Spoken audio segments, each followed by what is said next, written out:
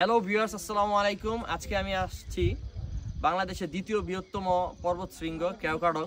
এটা হচ্ছে সমুদ্র পৃষ্ঠ থেকে প্রায় 3172 ফুট উপরে। আপনারা দেখতে পাচ্ছেন, এই দিকটা দেখেন মায়ানমারের বর্ডার, কত সুন্দর একটা ওয়েদার। এটা হচ্ছে পূর্ব সাইড, আপনারা মেঘ দেখতে পাচ্ছেন এইদিকে, কত সুন্দর একটা ওয়েদার। এরকম ওয়েদারে আপনারা যদি জীবনে একবার হলেও আসতে হবে আপনার, এবং যদি না আসেন সেটা আপনি মিস করবেন। যে বাংলাদেশে এত সুন্দর সুন্দর জায়গা আছে, এটা আপনার নিজের চোখে না দেখলে কখনোই বিশ্বাস করবেন না। আরো দেখতে আমি এদিকটা দেখাই একটু। এদিকে হচ্ছে বাংলাদেশি সাইড, এখানে মেঘে পুরা ছেয়ে গেছে। এখানে মেঘের কি বলবো, আর এখানে মেঘের অভাব নেই। যেখানে আপনারা সাজিকেও দেখছেন, অবশ্য আমরাও দেখছি, সাজিকটা মিজোরামের দিকে থাকে, কিন্তু এখানে বাংলাদেশের দিকে মেঘ থাকে।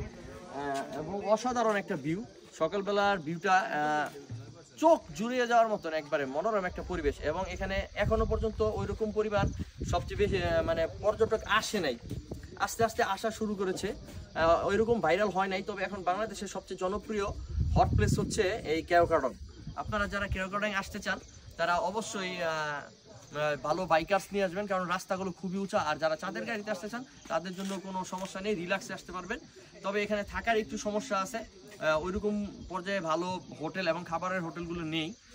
তারপরেও আপনারা এসে ঘুরে যেতে পারেন। ধন্যবাদ সবাইকে।